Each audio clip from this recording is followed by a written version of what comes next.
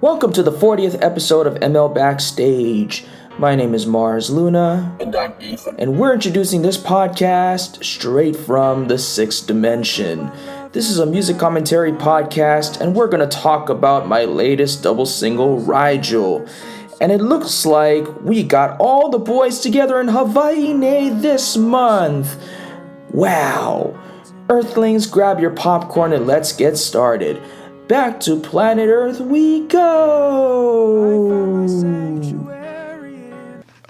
Ladies and gentlemen, welcome to episode 40 of the ML Backstage podcast. My name is Joshua Luna, and we got a very special episode today. As you can see, I got the original crew here today, the OG crew here. We got Kainalu Kamai right next to me, and Holokahiki Toves. If you've been watching for a while, you've known that we're separated by 6 hours normally. But today is July 16th, 2024, and we are all back in the Aina, or back in beautiful Hawaii Nei. We're all here for different reasons, but I'm going to ask the boys how's everything been for them. So, Kainalu, how's everything been for you? It's been a while since we've had you on. No, same, busy with work, 5 days a week, the usual, trying to enjoy my weekends, mostly going to beach and just doing what I can to get by. Of course, you know how crazy Hawaii is with the rising prices and economy and homes and all that. And basically just doing what I'm loving to do is photography, to try to keep that going, even though it's kind of slow here. But main thing is still doing good, still surviving. And that's what's important here in Hawaii Nei, right? Survival. Learn how to survive. But once you get to career, everything gonna change. Instagram story 20 minutes ago about manifesting a whole trip to Korea. All you see is 95 stories. All drinking. Oh, drinking, bro. That's crazy work. Holokahiki Toves, how you been, bro? You're visiting on vacation just like me for a different reason. It's actually pretty good, catching up with the family, catching up with the boys, getting reconnected with, the people here, with my family, and especially the Aina. Other than that, it's been pretty good. It was a slow start, and I grateful for that. It wasn't all very much high pace. There was like some days where I get to kind of cruise and chill a little bit. But most of it was just going to, doing errands and, doing performances with my Tahitian group. But other than that, it's been pretty chill, that's what vacation should be. You just cruise with the boys, cruise with the family, and just enjoy. Yes, sir. You're also forgetting a very important thing right here. If you see all the energy and mana on his left leg, Oh, bro. you just got your tatau. Yeah. You know what I'm saying? Please elaborate a little bit more on that if you choose to. Yeah. What can I say? I can say that I feel like I'm a new person now. Like going through all that pain, I had to really center myself and understand that what I'm doing is for my culture, and it's not for to look good or for clout. I'm the first one out of my cousins, the oldest one, to actually get one, and just one. And I don't know if this makes any sense, but the cousins before me who are younger got theirs already. Right. So it was much more of a process, and had to really delve into the thought of what I'm putting on my body. I'm gonna take it to my grave. So I had to really think about it. But the last 2 days was actually yesterday that we finished the tattoo. But the last 2 days was, I gotta say, life changing, and Sheesh. man, I learned so much about myself. Whew. That tatau is fresh. It's fresh. You feel me? Becoming one with your ancestors. Becoming one with the culture. Love that. Love the intentionality. Love that. So, to those who may be listening to the who may be listening or watching to the ML Backstage for the first time, it's essentially a music commentary podcast where where it's basically a time capsule where I talk about all the singles and the projects, albums regarding my stage name known as Mars Luna. I've been doing this for about since 2016, so it's been about almost 8 years now, and I basically talk about all the thoughts and emotions and experiences going on during this musical odyssey that I've been on, and I can look back at it in years and years and years down the line and be like, oh, this is what I did during this time. This is how I felt during this project. You know what I'm saying? And my whole motto is to embrace your odyssey and embrace the strange. And these boys have been with me throughout the very beginning of this process and even before that. So, always a pleasure having the boys on. It's a rarity nowadays, because of our time differences and schedules and stuff like that. But shout out the ancestors, shout out the Aina for bringing us together. You feel me? So let's get to the music part before we get to the meat of what this podcast is about today. So I would say the past couple months, I've had several releases. Like I've had monthly releases, and I call them my Yeet era, where I'm essentially emptying out songs from my hard drive because I need to clear space for something new. So this month's release is a double single called Rigel, and it's basically a new adaptation of 2 songs from my very first EPs, Genesis and Prelude. You can check those episodes out in the very beginning, episodes 1 and 2, and it's basically everything comes around full circle, and what's old is new again type thing. Double single Rigel consists of the songs "Come Around Again," which is a new version of my Prelude song called Boulder City. The song Boulder City was originally inspired because when I first moved to Vegas in 2014, I was very enamored with the fact that Boulder City is a town in the outskirts of basically Vegas, but it's the complete opposite of it, and I was very enamored by it, and that was what Boulder City was originally about. And like I said, it was a very singer-songwriter-y type song, which kind of fit the culture of Boulder City itself. And instead of saying like I think I found my love in Boulder City, I think I left my heart in Boulder City, Come Around Again basically became a song about all the girls I've loved before type thing, and thinking about all the girls that I used to have crushes on, all the girls that I've really intentionally talked to, more accurately put. And then it would be like I think I found my love in Nashville, to a girl that lived in Nashville at the time, and I think I found my sanctuary in Hawaii. You know what I'm saying? All those kind of things, and I think I left my heart in Vegas, where there's no mention of actual Boulder City in Come Around Again, but the structure and the song itself is basically the same. And Lost at Sea is basically Sailboat from the Genesis EP, but instead of mentioning, it's pretty similar to the original, similar to the OG, but instead of like a sailboat that is lost at sea, I say like that, like a ship that's stuck and lost at sea. So it's kind of more so like a realized version of how Sailboat was actually supposed to be made type thing. If I had a little bit more resources and a little bit more of a creative juice behind it. So that's Rigel. That's the double single. You can find that on all streaming platforms.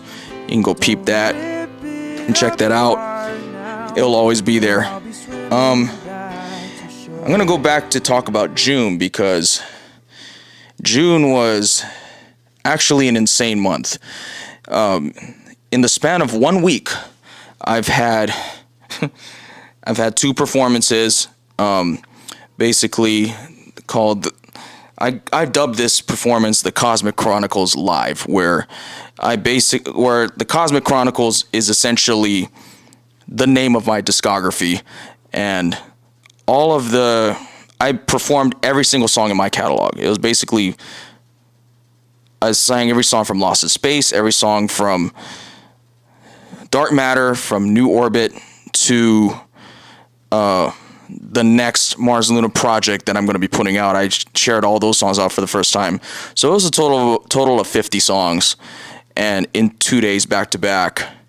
A lot of people showed out. It was a fun day, and shout out to, friends of the podcast, Morgan Wright and Angela Mungi, who I've had on this had on this pod. They helped me out. We rehearsed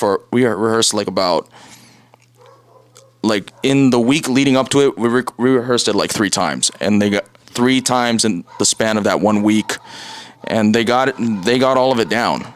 So you can find some footage on Instagram and stuff like that at It's Mars Luna and all that kind of stuff. It was a fun day.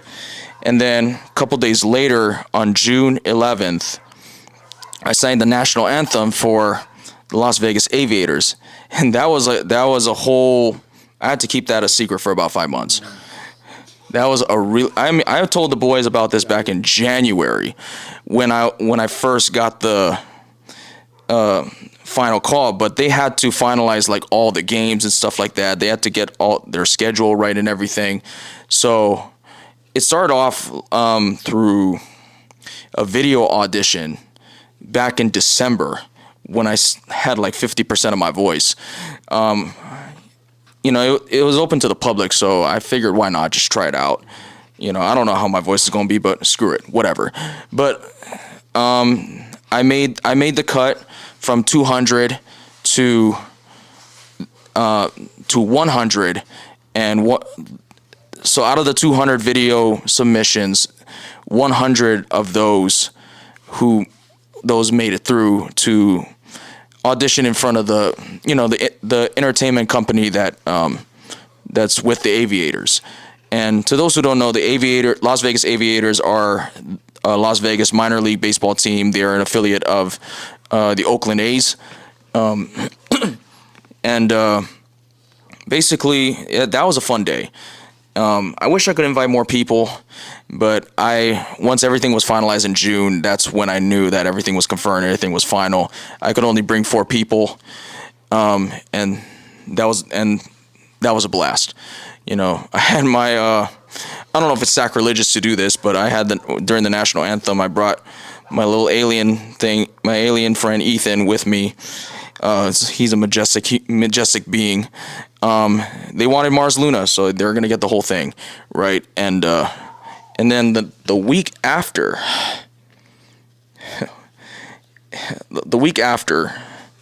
which actually is the reason why I'm here, is because my grandpa passed away. My grandpa passed away on Juneteenth, about a whole week after the National Anthem performance. All of those things happening in the span of 1 week is insane work. And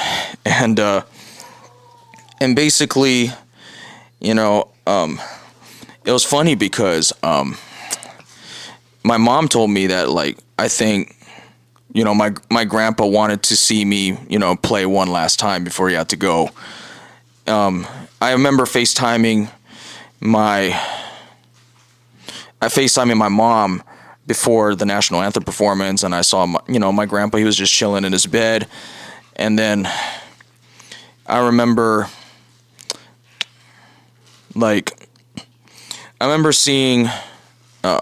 calling my mom over the phone the day before he passed, and I heard screaming in the background. Like, it was like, he was like, my grandpa was screaming. It felt like, I thought initially was like, his soul was leaving his body. Like, it was one of those like screams that actually scared me. And I was like, ooh, this might be real. And I said a prayer, and he lived a couple more hours. But then my mom called me the next, on June 19th, that in like around 5 o'clock Vegas time, that, Tata has no pulse. And we had to say our last prayers, last meals, all that kind of stuff, while I saw his lifeless body on the bed. And, seeing, because I was on FaceTime with my mom the whole time, and just seeing, the people from, I don't know what you call those, like the mortuary people, coming in to grab my grandpa's body was one of the most surreal things I've ever seen in my life. And then, which led me to being here in Hawaii. And I know, Holo said that, like about a couple days ago or something like that, my grandpa was bringing everybody together. And, that couldn't be more true, you know what I'm saying? And like, we hung out, and I even ran into Holo and his brother, while I was at Target with my mom. And that's actually insanity. You know what I mean? And, and my mom was saying the same thing, like, my grandpa bringing everybody together. And it was funny because before my grandpa passed, my uncle texted me saying that, hey, my mom's having from my mom's surgery in the beginning of July, like, do you want to come surprise her for a week? And this was on the day my grandpa passed. So I was like, yeah, I would love to. I just got to check my work schedule and all that kind of stuff.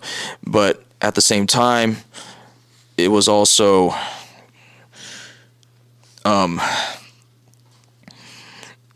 couple hours later, when I found out about the news, I was like, yeah, it's kind of imperative that I be here.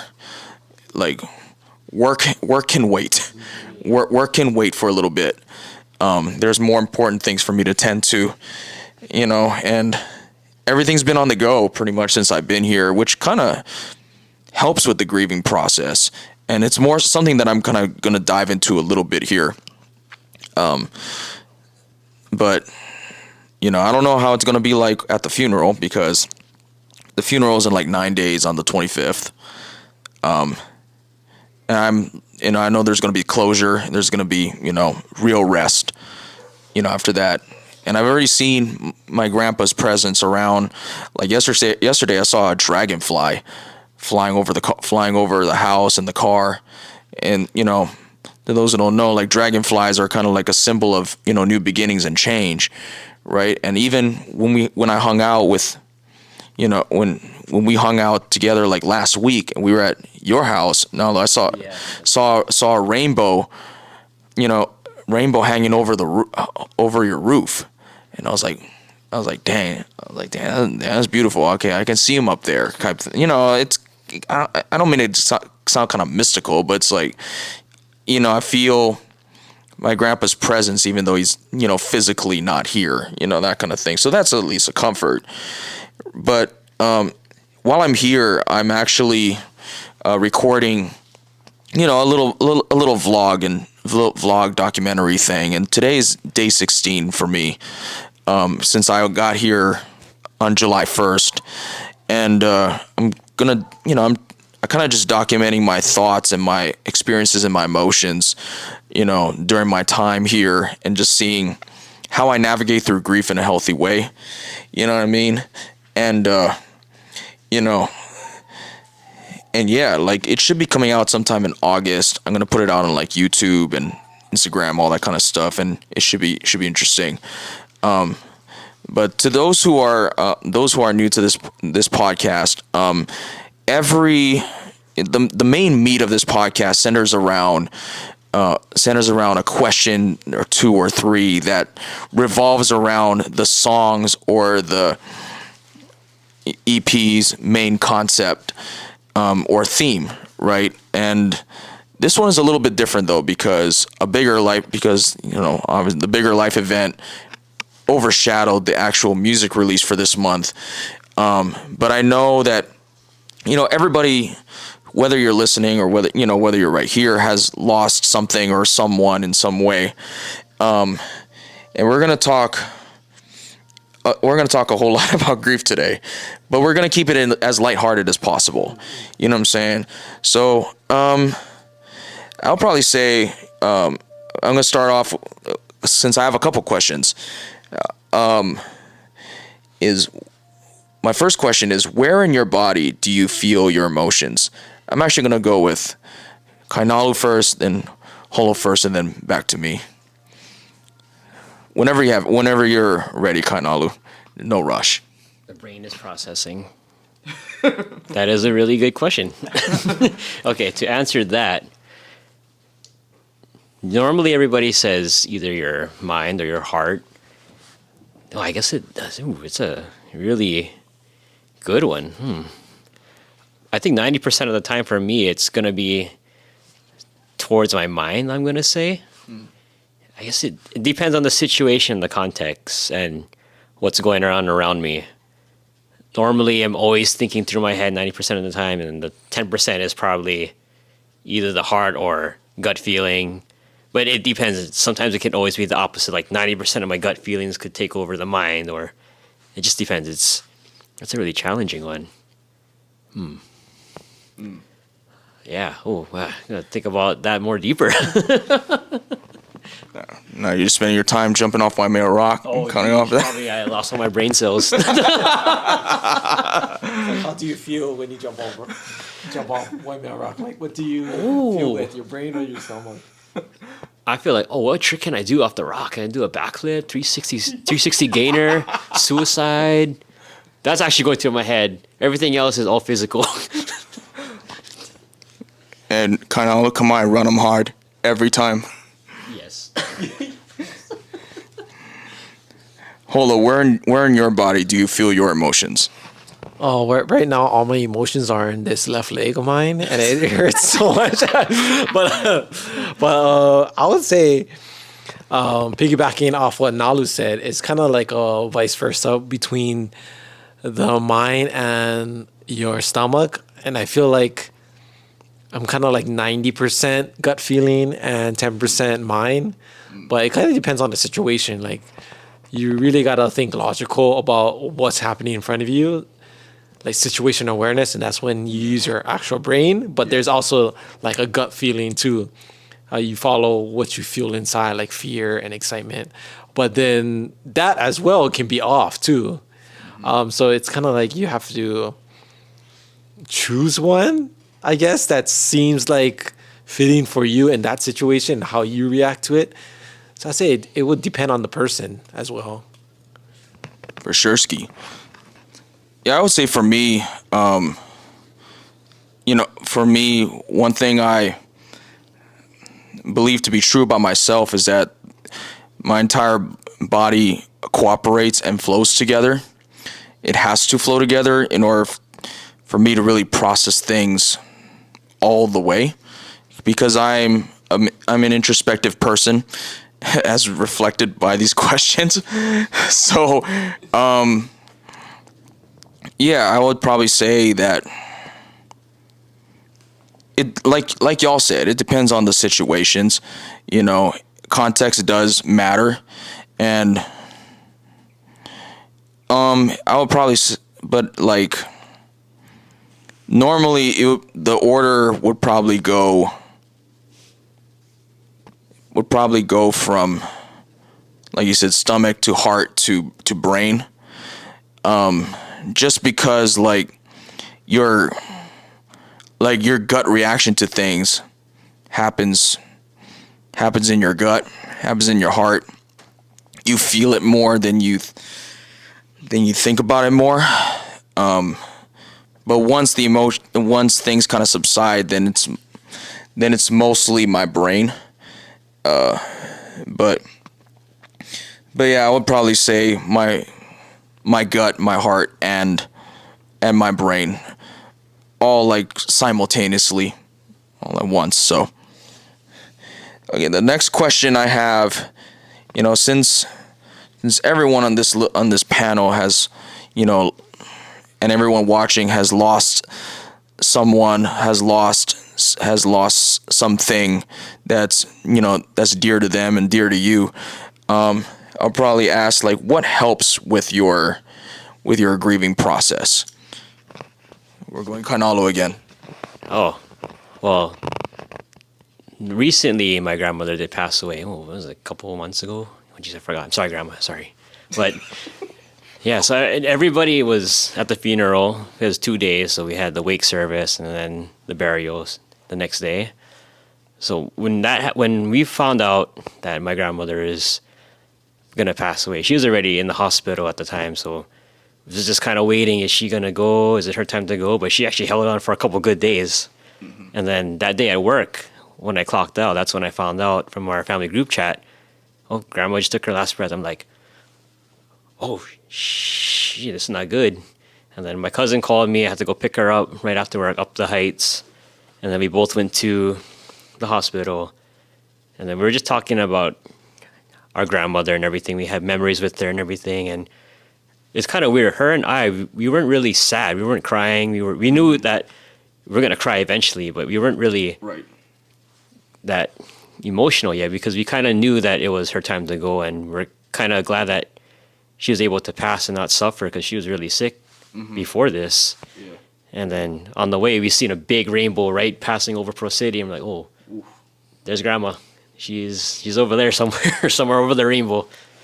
And then as soon as we got to the hospital, all our family members was there, and it was sad. I was crying a little bit with it. I wasn't bawling or crying, and especially my younger cousins too. They're still small, so they understand it, but they don't understand it enough like us or like my grandmother's kids or even my grandpa, and even my grandpa too. My grandpa was really resilient. He wasn't crying or sad, but for the way how I dealt with my grandmother's passing is you just have to be happy, move on, and know that she's still watching over us. And then you can't really hold it too long. You don't want to be too emotional for quite a long time. You're going to damage yourself and then everybody else around you. Right.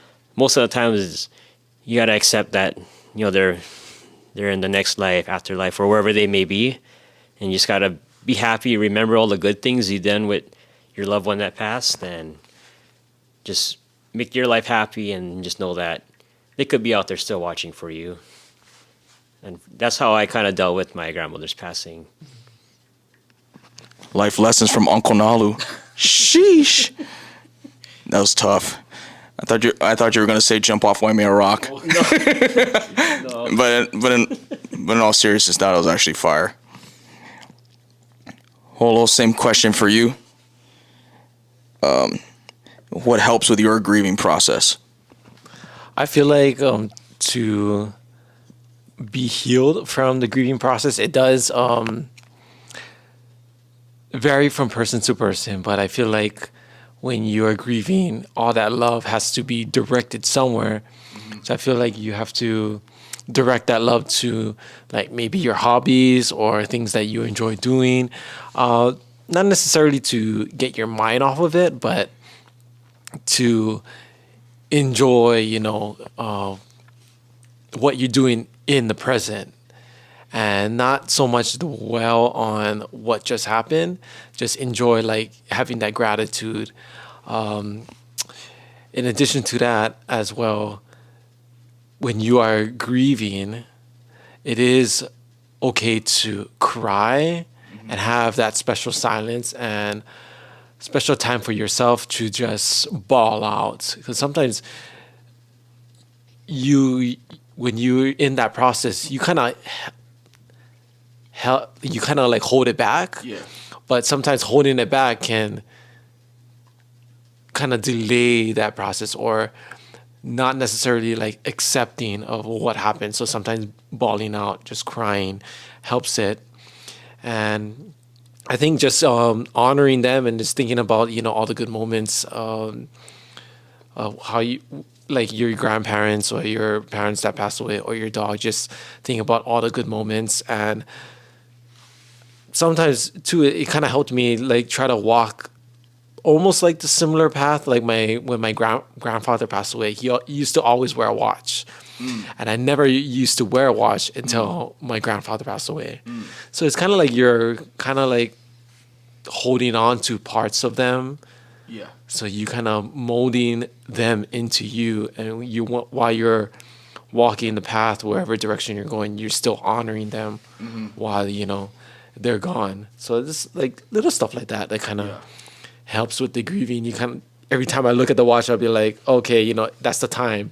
But at the same time, it's like, well, I wouldn't be wearing a watch if I haven't my grandpa didn't pass away. So it's like stuff like that. You just gotta appreciate them, the little things. Yeah, for sure. I think for me, what I'm realizing now, like, kind of want to bring up something you said about, everybody grieves a little differently. And being around my family for, these last 2 weeks, I noticed that, we're all grieving together. But like y'all said, our processes are different, right? So I noticed like my uncle is because we're in funeral planning stages right now. So it's like my uncle's like constantly on the go, and my mom is a little bit more, methodical, I guess, a little bit more methodical, but I'll say like my mom was like a whole superwoman during the whole thing. Like it was like I admire her even more now. You know what I'm saying? Like I think because like I said earlier, for me, like I'm a little bit more introspective. So it was just more of, I think being creative has helped a lot for me. I remember like on the day my grandpa passed, I had a Mars Luna thing that I had to do that night. And I looked stupid doing it, but it was like, of course you're not prepared for something drastic to happen. And, it was like a good mask that I could have in that meantime. And like you said, something about like you can't marinate on that stuff for too long, otherwise it will damage you emotionally and psychologically and all that kind of stuff. So I think, I like what both of y'all said, because I guess it's all about with everything, kind of keeping everything in perspective. But I think the one thing for me that I'm learning is that like all the normal things that I would like to do, whether it's like being a hermit or, kind of isolating, myself with my own thoughts or whatever, those things actually were not helpful for me during my grieving process. And I actually needed to be around people to, like you said, direct your love and like something to kind of just, you can be present somewhere else and not have to think about, not think about the loved one or thing that passed. And I'm because this is a new thing for me. So, I mean, I've lost people before, but not to this degree. So it's just like, I'm trying to redirect my attention towards things that I love and care about, and being creative and, find ways to have fun and, just, remember like the good memories and remember the fun times that you had, and know that your loved one is, proud of you and the directions that you're doing. I got a big thing coming up in September that I won't disclose yet, even though like both of you kind of know about it already. It's kind of a way to, I immediately thought, oh, my grandpa definitely provided me with this. Like it was kind of like I would never do this, but like it kind of just came up, and that's how that's one way I know that, oh, my grandpa is, he supports, my goals and my stuff, and he's proud of me, that kind of thing. So yeah. And I have one more question. So I guess what keeps you going on your toughest days? We'll start same order again. Damn, well, it's gotta be me. Closer. Always the fun questions. So what keeps me going my tougher days? Oh, this is me every day, literally, no matter where I work or even when I was in the military in Afghanistan. But I think what keeps me going is it's like my motivation to never quit and just always thinking positive. That's actually what I've always told people. Like how people see me, how do you go through all these crazy things in life, or how did you survive in Afghanistan, or how do you get to work? I always have a positive mindset. That's what I always taught myself. Even if if shit hits the fan, like something happens really bad, just think positive, think of something good that's going to happen. Maybe tomorrow, might not happen in the next hour, tomorrow, might happen next month, but always look forward to something good. That's kind of how I kept myself to keep going throughout my days. Always think positive. If you don't have a positive mindset, you're going to be running around like a chicken without your head, and then you're going to go all over the place, going to go crazy. Might jump off the Waimea Rock and do a belly flop instead of one watermelon. I don't know. But that for me, it's always, I keep a positive mindset. And even though some days might be hard, at least I know I can still make it through and kind of smile, laugh it off like, that was minor. At least I get another day to try again. Yeah, you stay irie. Positively irie. Without the weed, guys. Without the THC. Without the gummies. Natural. Natural. All natural, bro. That's great. That's funny. Holo, same question for you. It's following up the Irish statement. Well, nothing crazy like that, but it's more like being patient. Patient, not of like a definition of patient, like waiting, but being patient on knowing that what you're going through, there is always an end. It's not forever. So having that mindset, and as well as, like how Nalu was saying, having a positive mindset going in too, that really kind of carries over for you to persevere and, being more patient and knowing like all this that you're taking on, everything that's coming your way, all these bad things, you really got to think like, this is not forever. This is just passing by. I'm going to push through it. And once you push through it, you become a much more better person.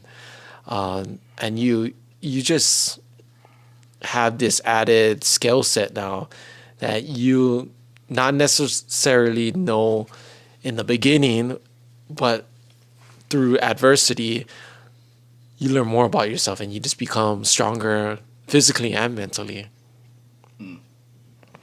There we go. Yes, sir. I was just building off what Nalu was saying. For sure.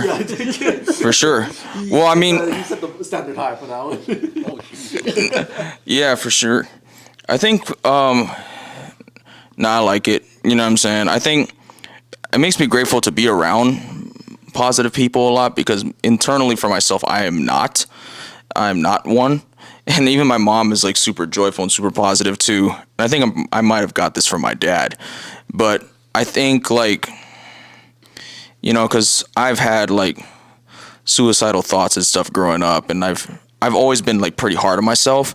So, but I've always been, but I've always had, solid people to keep me grounded and,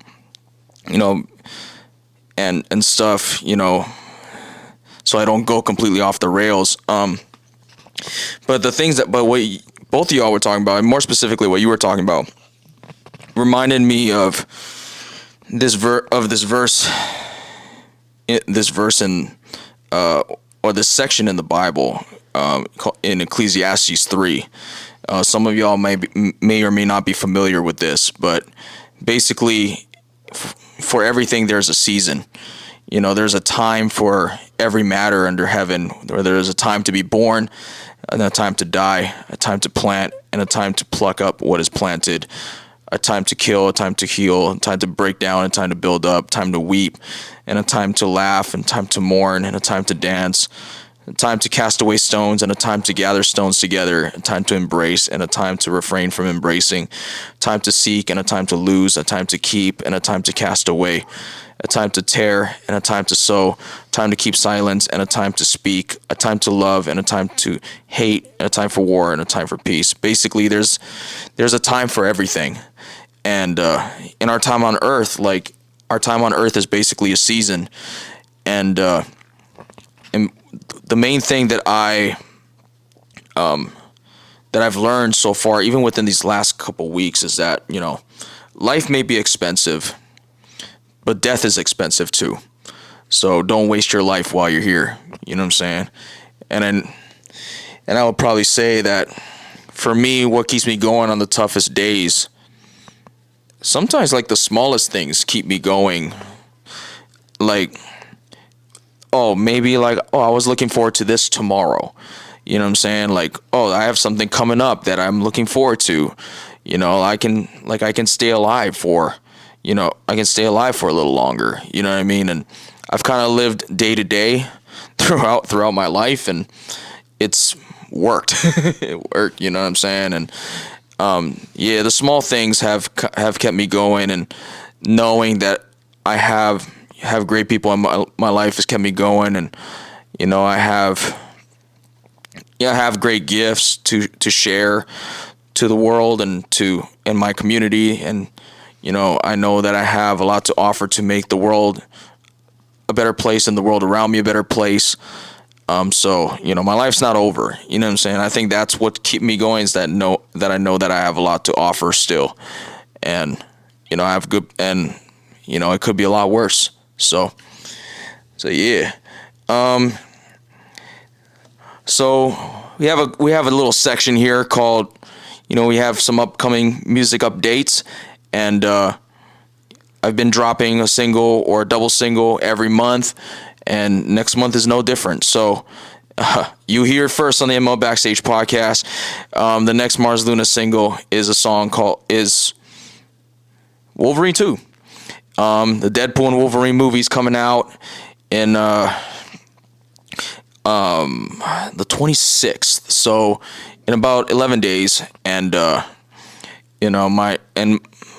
homie Kyle, we worked on Wolverine 1 together. Shout out to Lowry. And he wanted to work on a song with me this year, and we found out the movie was coming up, and figured, why not make Wolverine 2?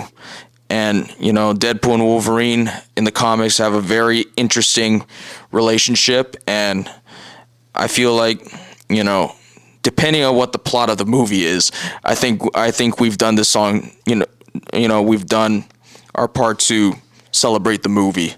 So, Mars Luna has quite a bit of comic book influences and stuff like that. So yeah, why not turn it up for the sequel? Wolverine is the first song that we've made during the pandemic, and I feel like it's kind of symbolizing of all the side quest and Yeet songs that I've put out that are not albums or EPs. So yeah. We've reached the end of the ML Backstage podcast. Appreciate you listening and watching this episode, and thank you again to Holokahiki Toves and Nalu for being a part of this. This is a very rare occasion, so it's we had to find a way to make the most of this. And shout out to Holo and the family for the hospitality, for having us here in Wahiawa, Hawaii. You know what I'm saying? And if you liked what you heard, you can follow the ML Backstage podcast on YouTube, Spotify, and Apple. All the podcast episodes are there, and you can follow all the music, Mars Luna, on Spotify and Apple Music, and Tidal if you have Tidal, and you can subscribe to my website at itsmarsluna.com, and you can follow me, follow Mars Luna on Instagram at It's Mars Luna, X, TikTok, Facebook, all the things. And you can follow me on Instagram and Threads at Luna B Joshua. And continue to stream Rigel. Thank you all for listening.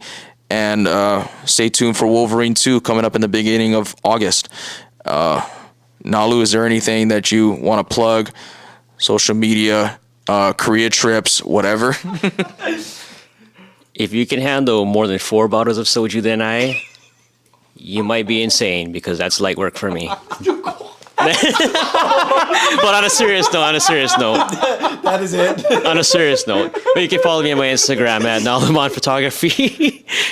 And pretty much that's it. If you want to see my photography stuff from here, Hawaii, or anywhere else, or if I eventually do go to Korea, I might see some 92 stories of Instagram of me walking in a bar. I don't know. But yeah, that's it. 92 stories is insane work. I'm not gonna lie. Holo, you got anything you want to plug? Oh, yeah, you guys can follow me on Instagram, Holokahiki Toves.